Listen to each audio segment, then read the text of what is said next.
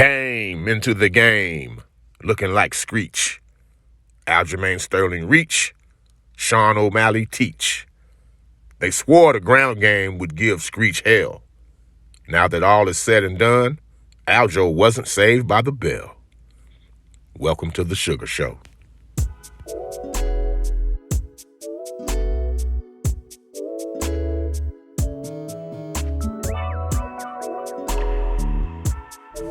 REED-BBS, BBS. And new UFC Bantamweight champion of the world, Suga, Sean O'Malley.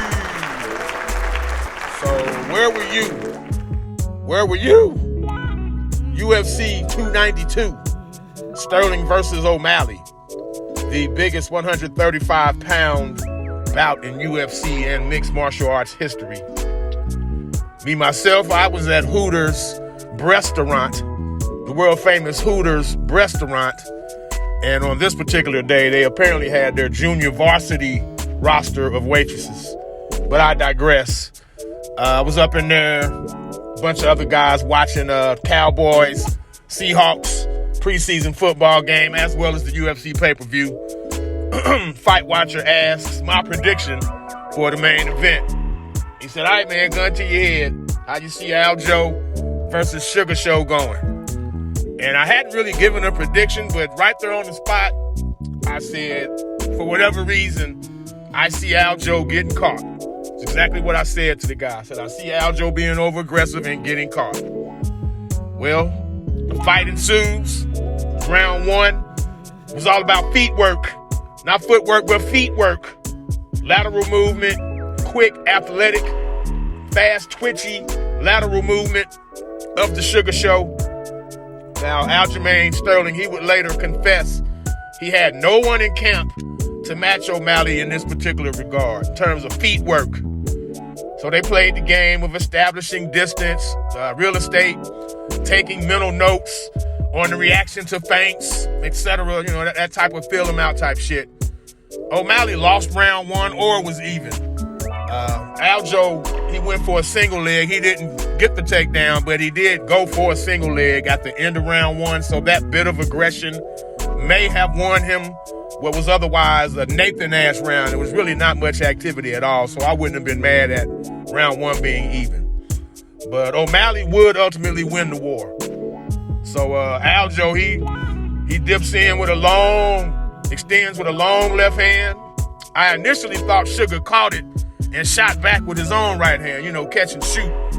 But upon further review, Suga landed a step back, full counter right hand. Flush as fuck. Timber! That move there, that was such a beautiful move.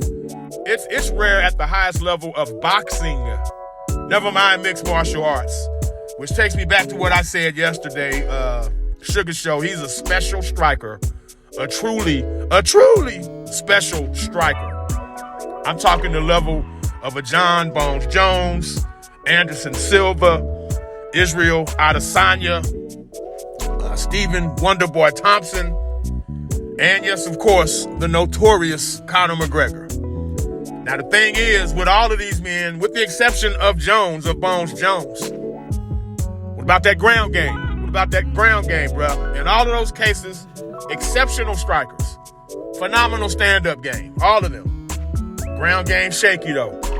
But, of course, the Conor comparisons, that's the natural segue. How could it not be? He's basically following the Conor blueprint of two high-level strikers, brash, loquacious, both very comfortable in their own skin.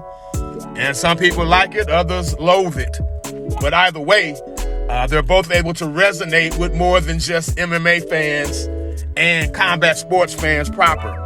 To the point, all last night throughout the crowd, you saw either pink or green or both colored Afro wigs. The wigs, the Suga Show merch, the Timbo Suga Show merch.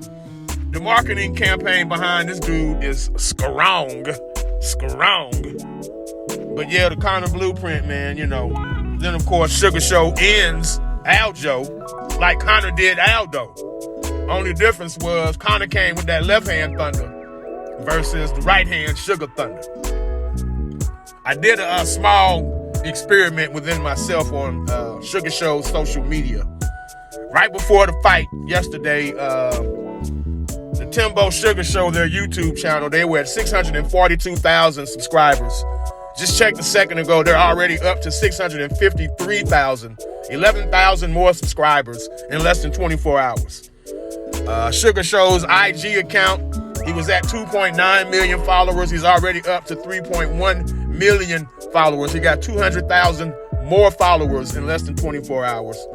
His Twitter account, it was at 601.2K followers. Now he's already at 631.7. He's got 30 and a half more followers on Twitter in less than 24 hours.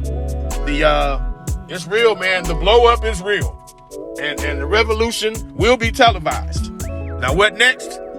How about Marlon Cheeto Vera? That's what Sugar been saying through the whole build-up. That fight, it'll be a rematch of Sugar's only loss. I believe he had a Liz Frank foot injury, which is more of a basketball injury. Watching the fight, just to me, it looked like O'Malley came in injured to begin with, because it looked like a non-contact leg to ankle injury. You know, his mobility is everything to O'Malley, everything. And yet at one point he falls to the ground. Vera mounts him, ground and pounds him, elbows him, and chirps. You know, he used his kicks until he couldn't use them anymore. Sugar Show did, and that's how he lost that fight to Vera. It was something suspicious about it to me, indicating he came in injured. Others have said, oh no, Vera checked one of his leg kicks. Yeah, that's why they need to have the rematch. But that's really clear that bit up. The only thing that concerns me with Sugar Sean O'Malley is the injuries. If he came in injured versus Cheeto, or if he got injured in the fight versus Cheeto. He admitted for this fight he couldn't grapple for 6 weeks in training leading up to the Aljo fight because he had a muscle strain under his rib. Did no MMA sparring whatsoever. So I don't know if this brother needs a break or if his body is just such that he's always going to have. I don't think any fighter is ever 100%, but there seems to be a higher level of injuries with O'Malley in particular, to where he might need to pull back just for a minute. He said ultimately he wants to fight Gervonta Tank Davis in a boxing match. He noted Tank's lack of height. I mean, Tank's like 5'5", 5'6" max. And O'Malley is a legit 5'11". That'd be interesting because, again, based on that step back pull counter that O'Malley pulled off, and the fact he has at least one boxing match, he has a boxing background. Now, I'm not going to tell you he has a prayer against Gervonta Tank Davis in a boxing match. But it would be worth seeing since we're used to that now, boxer versus mixed martial artist type of thing. But yeah, all in all, good night for O'Malley. He said he feels like he's playing a video game and has all the cheat codes. Like the world is his oyster, it really is. So buckle up and enjoy the ride. The Sugar Show is just beginning, y'all. REED-BBS, BBS. Blackbird Sugar, Bachelor's in Boxing Studies. Television! Fred Sanford of the Fistic Arts. When all is said and done, there's nothing left to say or do.